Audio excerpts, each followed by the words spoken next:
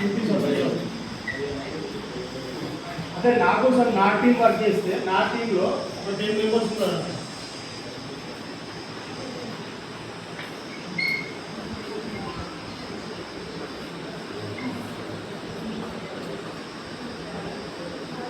ఈ 10 మెంబర్స్ తలా ఒక అరగంట కేటాయిస్తే నాకు ఇంకొక 5 అవర్స్.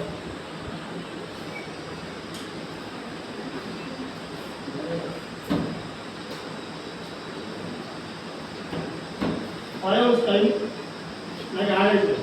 వీళ్ళు వర్క్ చేసినప్పుడు వీళ్ళకి ప్రాఫిట్ ఉంటుంది. వీళ్ళేం ఫ్రీగా చేయరు వర్క్. నా ద్వారా నేను ఇచ్చిన ఇన్ఫర్మేషన్ ద్వారా వాళ్ళు వర్క్ చేస్తే వీళ్ళ ద్వారా నాకు కూడా 10 గంటలు జరుగుతుంది. ఇట్లా 10 మెంబర్స్ ఉంటే 5 minutes, 100 మెంబర్స్ ఉంటే 50 అవర్స్.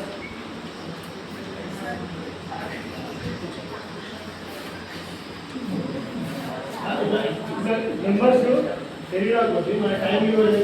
మనిషికి బాగుంది 24 hours ఇచ్చింది. వినండి, శ్రద్ధ వినండి. నిజైతే మన నిత్య జీవితంలో ఎవరో ఒక నాకంటే ఇంకా బెటర్ పర్సన్ చెప్పవచ్చు. సిల్లిగా తీసుకోవాలి. టైం లివరింగ్ అంటే యూట్యూబ్లో చెక్ చేసుకుంటే చాలా చాలా మోస్ట్ ఇంపార్టెంట్ సబ్జెక్ట్. 50 అవర్స్ మనం యాడ్ అవుతుంది. మనిషికి బాగుంది నుంచి 24 గంటలు. 24 గంటలు 8 గంటలు వర్క్ చేయాలి, 8 గంటలు పడుకోవాలి, 8 గంటలు కాలక్షేపం ఏదో సంథింగ్ మన వర్క్స్ ఉంటుంది. 24 అవర్స్ని మనం ఎట్లా యూజ్ చేసుకోవాలి?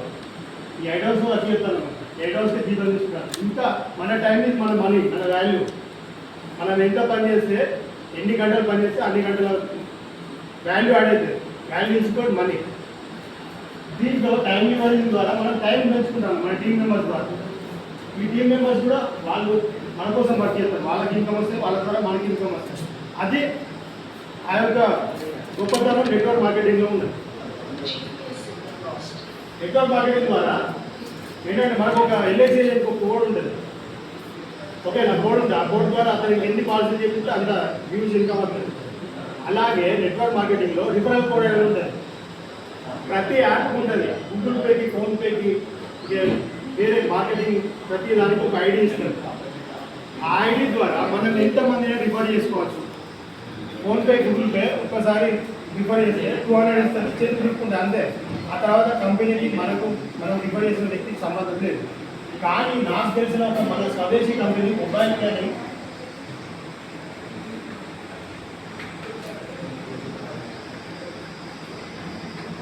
మొబైల్ పే అనే కంపెనీ ప్లే స్టోర్లో ఉంటుంది.